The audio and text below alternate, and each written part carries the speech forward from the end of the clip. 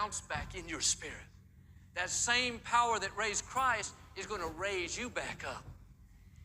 Now, you can't have a weak, defeated mentality. I can't handle this. It's too much. Have a new perspective. Yes, I'm hurting, but I know a secret. Still I rise. Yes, it looks bad. Still I believe. Yes, I'm outnumbered. Still I trust. Yes, I got the wind knocked out of me, but this is not how my story ends. I'm not settling here. Still I move forward. Still I dream. Still I expect the goodness of God. This is what Jacob did in the scripture. As a young man, he had to leave his hometown because his brother Esau was angry at him. Jacob had stolen his birthright. Esau was going to take revenge. So Jacob fled to a faraway city, and he lived with his uncle for many years. That's where he met his wives, Rachel and Leah. He had many children. Jacob was very blessed with cattle and livestock. Well, after everything cooled down, God said to him in Genesis 31, return to the land of your fathers, and I will be with you.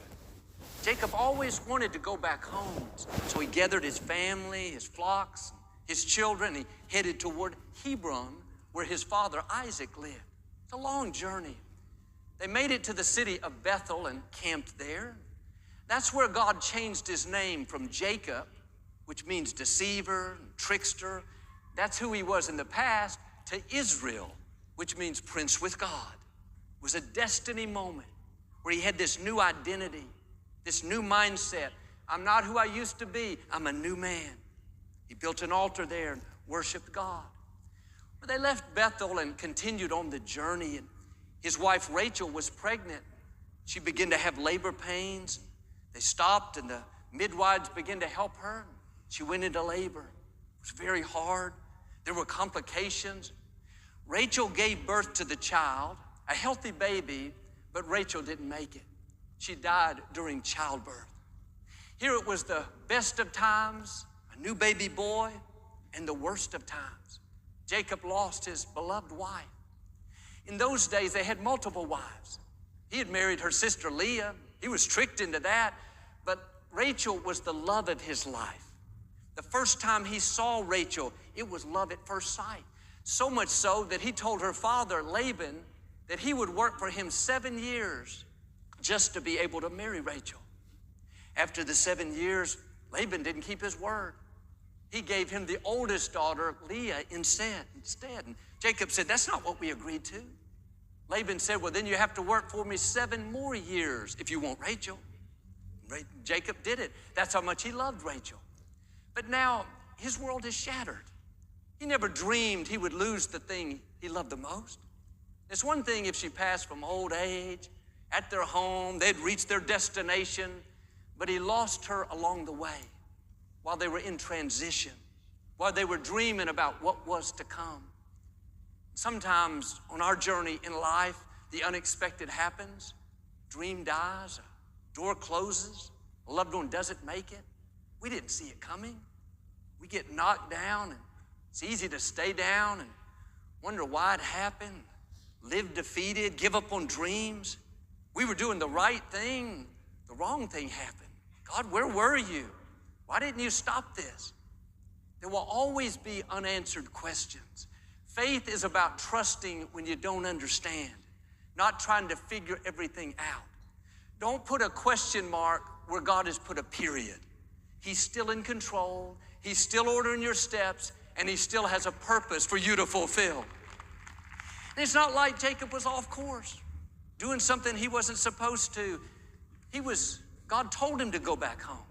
He was being obedient, following God's plan for his life. You can imagine the pain, sense of loss, the grief, being overwhelmed.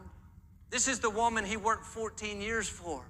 This is the mother of Joseph, a son that would impact the world. Suddenly she's gone. Here they were planning on seeing their family, having this big reunion, all being back together. Then life happened. What made it worse is he couldn't bury her with his family. The custom back then is you had to bury the body within 24 hours, where they were weeks away from their destination. So right there on the side of the road, he dug a grave, set a memorial stone, marked her passing. This was a critical point. Jacob could have settled there. He could have canceled his plans and thought, no need to go further. Man, my dreams have died. I'm too heartbroken. He could have lived in mourning. But verse 21 says, after honoring her passing, Israel journeyed on. The verse before says, Jacob set a marker on her grave. When Moses wrote this, he used two different names. It's not a coincidence. God was showing us Jacob represents the human part of us. Our emotions, the pain, the grief, the heartbreak, that's Jacob. He set up this pillar to mark her passing. God didn't say, Jacob, you got to get going. Don't feel anything. Be stronger. Grief is not weakness. Grief is a sign that you loved. When you love deeply, you grieve deeply. There's a time for mourning, time for weeping, a time to process so you can heal. If you don't grieve your losses and you hold everything in, just try to override it, it's not healthy. There needs to be a release. Weeping endures for the night. Then joy comes. Don't bypass the process. But here's the key. The enemy would love for a season of mourning to turn into a lifetime of mourning, to where you set up camp at the memorial stone. You always think about what you lost. You relive the hurt, give up on dreams, settle in the sorrow. That's how Jacob felt. Those are normal emotions. Then the scripture switches his name and says, Israel journeyed on. Israel is the spirit inside of you. It's who God called you to be. When Jacob wants to settle in defeat, Israel moves forward in faith. When Jacob is overcome with sorrow, Israel rises up, wipes the tears, and presses on. Weeping endures for a night, that's Jacob. But joy comes in the morning, that's Israel. Jacob will feel overwhelmed by the loss, but the Israel in you says, still I rise, still I believe, still I trust, still I will journey on. We see this with Job.